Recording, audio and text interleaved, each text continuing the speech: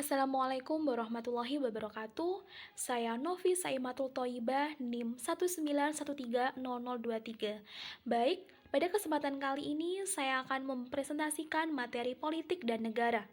Berbicara mengenai politik dan negara, pertama yang akan saya bahas yaitu konsep negara itu sendiri. Negara adalah asosiasi politik yang menetapkan yurisdiksi kedaulatan dalam batas-batas teritorial yang ditentukan dan menjalankan otoritas melalui seperangkat lembaga permanen. Istilah negara telah digunakan untuk merujuk pada berbagai hal yang membingungkan, kumpulan institusi, unit teritorial, ide filosofis, instrumen pemaksaan atau penindasan, dan sebagainya. Kebingungan ini sebagian berasal dari fakta bahwa negara telah dipahami dalam 4 cara yang sangat berbeda, dari seorang idealis perspektif, perspektif fungsionalis, perspektif organisasi, dan perspektif internasional. Pendekatan idealis terhadap negara adalah hal yang paling jelas tercermin dalam tulisan Hegel.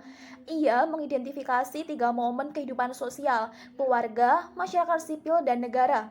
Dalam keluarga, katanya, sebuah altruisme tertentu beroperasi yang mendorong orang untuk mengatur mengesampingkan kepentingan mereka sendiri demi kebaikan anak-anak atau kerabat lanjut usia. Sebaliknya, masyarakat sipil dipandang sebagai suatu bidang egoisme universal di mana individu menempatkan kepentingannya sendiri di atas kepentingan orang lain. Hegel memahami negara sebagai komunitas etis yang didukung oleh simpati timbal balik altruisme universal. Kelemahan dari idealisme bagaimanapun adalah bahwa ia memupuk penghormatan yang tidak kritis untuk negara. Dan dengan mendefinisikan negara dalam istilah etis, gagal membedakan dengan jelas antara lembaga yang merupakan bagian dari negara dan yang berada di luar negara. Perspektif fungsionalis. Pendekatan fungsionalis terhadap negara berfokus pada peran atau tujuan negara institusi. Fungsi sentral negara selalu dilihat sebagai pemeliharaan tatanan sosial. Negara didefinisikan sebagai sekumpulan institusi yang menegakkan ketertiban dan memberikan stabilitas sosial. Pendekatan seperti ini misalnya diadopsi oleh neo-Marxis yang cenderung melihat negara sebagai mekanisme untuk mengatasi konflik kelas, memastikan kelangsungan hidup jangka panjang dari sistem kapitalis. Namun, kelemahan pandangan ini tentang negara adalah cenderung mengasosiasikan institusi manapun yang menjaga ketertiban, seperti keluarga, media massa, serikat pekerja, dan gereja dengan negara itu sendiri. Perspektif organisasi. Pandangan organisasi mendefinisikan negara sebagai aparatur pemerintahan dalam arti terluasnya, yaitu sebagai kumpulan institusi yang dikenal sebagai publik, karena mereka bertanggung jawab atas organisasi kolektif dari keberadaan sosial dan didanai dengan biaya publik. Keunggulan dari definisi ini adalah bahwa ia membedakan dengan jelas antara negara dan masyarakat sipil. Negara terdiri dari berbagai lembaga pemerintah, birokrasi, militer, polisi, pengadilan, sistem jaminan sosial, dan sebagainya. Itu dapat diidentifikasikan dengan keseluruhan politik tubuh. Pendekatan organisasi memungkinkan kita untuk berbicara tentang bergulir maju atau memutar kembali keadaan, dalam arti memperluas atau mengontrak tanggung jawab negara dan memperbesar atau memperkecilnya mesin kelembagaan. Dalam hal ini dimungkinkan untuk diidentifikasi. Pertama, negara berdaulat. Kedua, lembaga negara dikenal sebagai publik. Ketiga, negara adalah latihan legitimasi. Keempat, negara adalah instrumen dominasi. Dan yang terakhir, negara adalah asosiasi teritorial. Yang pertama, negara berdaulat. Itu menjalankan kekuatan absolut dan tidak terbatas. Di dalamnya berdiri di atas semua asosiasi dan kelompok lain dalam masyarakat. Thomas Hobbes menyampaikan gagasan tentang kedaulatan dengan menggambarkan negara sebagai leviathan. Monster raksasa biasanya direpresentasikan sebagai makhluk laut. Yang kedua, lembaga negara dikenal sebagai publik.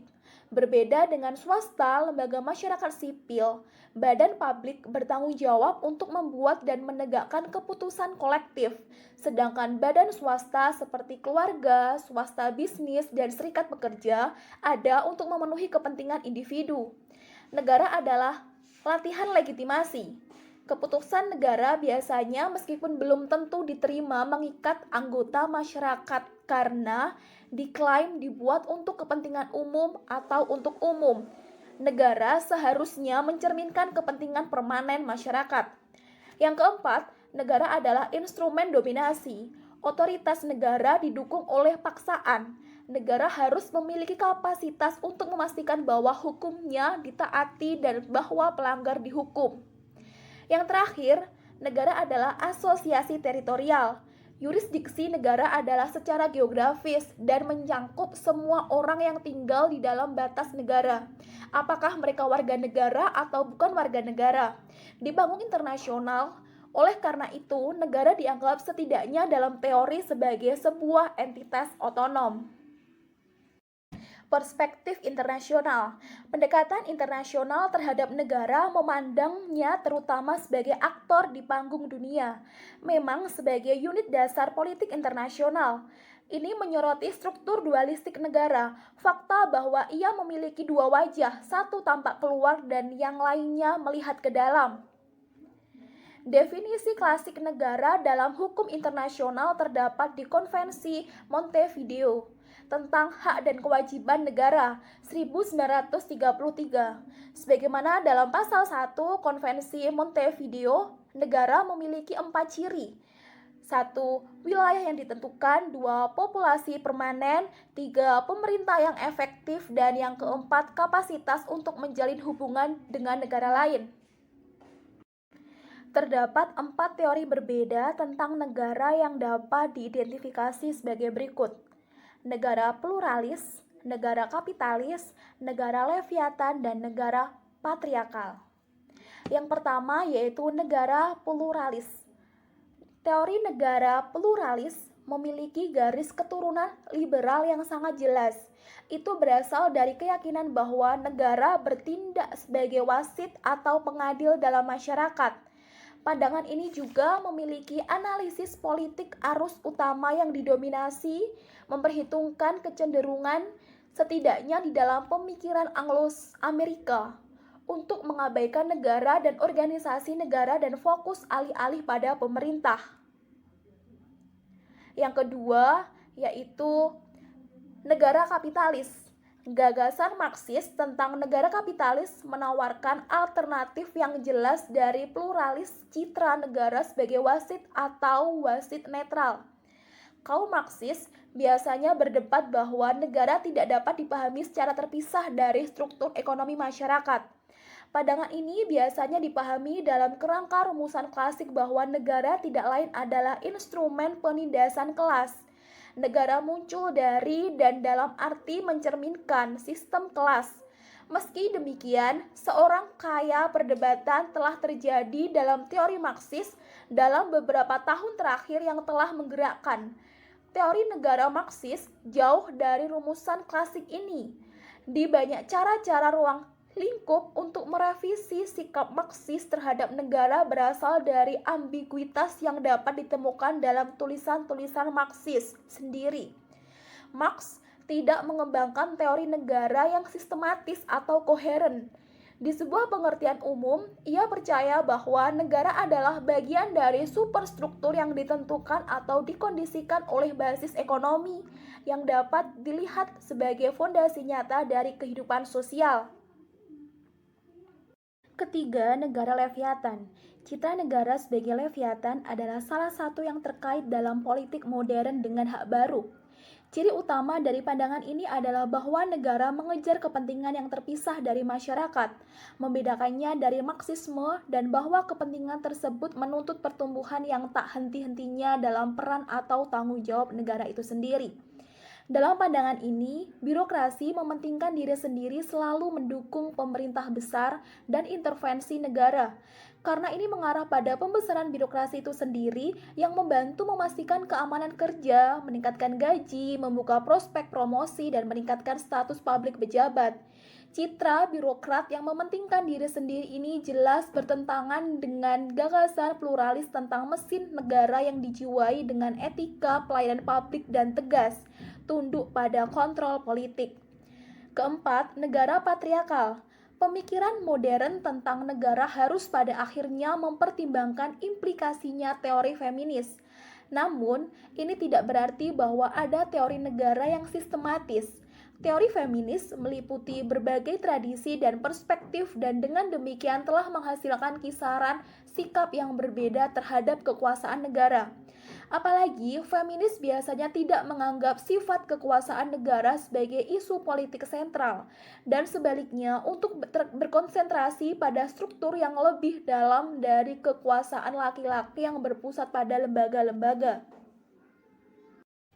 Peran negara di antara berbagai bentuk negara yang telah berkembang adalah sebagai berikut. Negara minimal, negara pembangunan, negara demokrasi sosial, negara kolektif, negara totaliter, dan negara agama. Negara minimal. Keadaan minimal adalah cita-cita kaum liberal klasik, yang tujuannya adalah untuk memastikannya individu menikmati kebebasan seluas mungkin. Pandangan ini berakar teori kontrak sosial, tetapi bagaimanapun juga memajukan pandangan dasarnya negatif negara. Dari perspektif ini, nilai negara adalah memiliki kapasitas untuk membatasi perilaku manusia dan dengan demikian untuk mencegah perambahan individu hak dan kebebasan orang lain. Negara hanyalah tubuh pelindung, intinya berfungsi untuk memberikan kerangka perdamaian dan ketertiban sosial di mana warga negara dapat menjalankan hidup mereka dengan cara yang mereka anggap terbaik. Yang kedua, negara pembangunan. Sebuah negara berkembang adalah negara yang mengintervensi kehidupan ekonomi dengan tujuan khusus untuk mendorong pertumbuhan industri dan pembangunan ekonomi.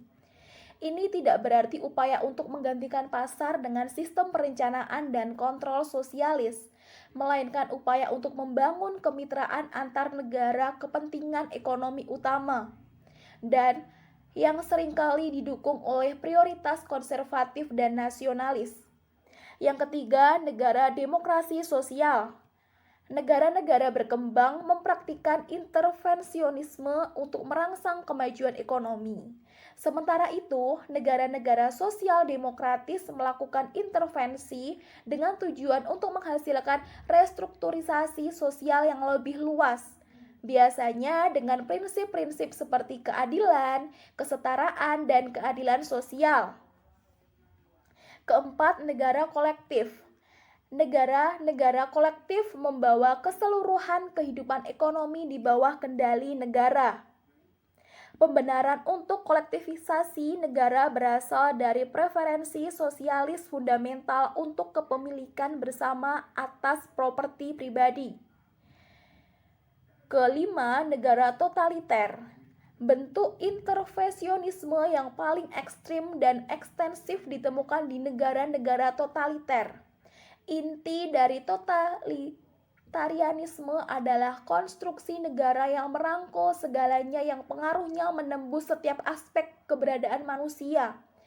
Negara tidak hanya membawa ekonomi tetapi juga pendidikan, budaya, agama, kehidupan keluarga, dan sebagainya di bawah kendali langsung negara. Yang terakhir, negara agama. Negara religius adalah istilah yang kontradiksi. Negara modern muncul sebagian besar melalui kemenangan otorisasi sipil atas otorisasi agama. Agama semakin dibatasi pada ranah privat melalui pemisahan antara gereja dan negara. Kemajuan kedaulatan negara dengan demikian biasanya berjalan seiring dengan gerak maju sekularisasi. Penurunan dan kejatuhan negara dapat disebabkan oleh globalisasi dan transformasi negara, aktor non-negara dan badan internasional, serta negara bagian dan pembangunan yang gagal. Globalisasi dan transformasi negara. Bangkitnya globalisasi telah memicu perdebatan besar tentang kekuatan dan signifikansi negara dalam dunia yang mengglobal. 3 posisi kontras dapat diidentifikasi. Pertama, beberapa ahli teori telah dengan berani menyatakan munculnya pemerintahan pasca kedaulatan, yang menunjukkan bahwa kebangkitan globalisasi secara tak terelakkan ditandai dengan kemunduran negara sebagai aktor yang berarti. Kekuasaan bergeser menjauh dari negara dan menuju pasar global dan perusahaan transnasional pada khususnya. Dalam pandangan ini, globalisasi dan negara tidak terpisah, apalagi kekuatan yang berlawanan. Sebaliknya, pada tingkat yang mengejutkan, globalisasi telah diciptakan oleh negara-negara dan dengan demikian hadir untuk melayani kepentingan mereka. Di antara dua pandangan ini, bagaimanapun ada posisi ketiga yang mengakui bahwa globalisasi telah membawa perubahan kualitatif dalam peran dan signifikansi negara dan dalam sifat kedaulatan, tetapi menekankan bahwa ini telah mengubah negara, bukan sekedar mengurangi atau meningkatkan kekuatannya. Yang kedua yaitu aktor non-negara dan badan internasional. Manifestasi lebih lanjut dari kemunduran negara terlihat dalam kebangkitan aktor non-negara atau transnasional dan semakin pentingnya organisasi internasional. Hal ini mencerminkan fakta bahwa aspek utama politik tidak lagi hanya terjadi di dalam atau melalui negara, melainkan di luar atau di luar negara. Yang ketiga, negara bagian dan pembangunan yang gagal. Di negara berkembang, debat tentang kemerosotan negara terkadang tergeser oleh kekhawatiran tentang negara yang lemah, gagal, atau runtuh. Cooper 2004 menggambarkan apa yang dia sebut dunia pramodern sebagai dunia kekacauan pasca kolonial, di mana struktur negara seperti yang ada tidak dapat membangun monopoli penggunaan kekuatan yang sah sehingga mengarah pada panglima perang endemik, kriminalitas luas dan dislokasi sosial. Namun, kondisi seperti itu tidak berlaku secara konsisten di seluruh negara berkembang. Kegagalan negara-negara semacam itu terutama berasal dari pengalaman kolonialisme yang ketika berakhir mewariskan kemerdekaan politik formal kepada masyarakat yang tidak memiliki tingkat politik, ekonomi yang sesuai. Namun, kegagalan negara bukan hanya masalah domestik. Negara yang gagal seringkali memiliki dampak yang lebih luas melalui, misalnya memicu krisis pengungsi, menyediakan perlindungan bagi pengedar narkoba, penyeludup senjata dan organisasi teroris, menimbulkan ketidakstabilan regional dan terkadang memprovokasi intervensi eksternal untuk memberikan bantuan kemanusiaan dan untuk menjaga perdamaian. Dalam pandangan ini telah ada penekanan yang semakin besar pada pembangunan negara, biasanya terkait dengan proses pembangunan perdamaian yang lebih besar dan upaya untuk mengatasi penyebab struktural kekerasan yang mengakar dalam situasi pasca konflik. Kembalinya negara. Apa yang menjelaskan kembalinya negara? Pertama, kapasitas unik negara untuk menjaga ketertiban domestik dan melindungi warganya dari serangan eksternal telah digarisbawahi dengan kuat oleh tantangan keamanan baru yang muncul pada abad ke-21, khususnya mereka yang terkait dengan terorisme transnasional. Sekian dari saya. Wassalamualaikum warahmatullahi wabarakatuh.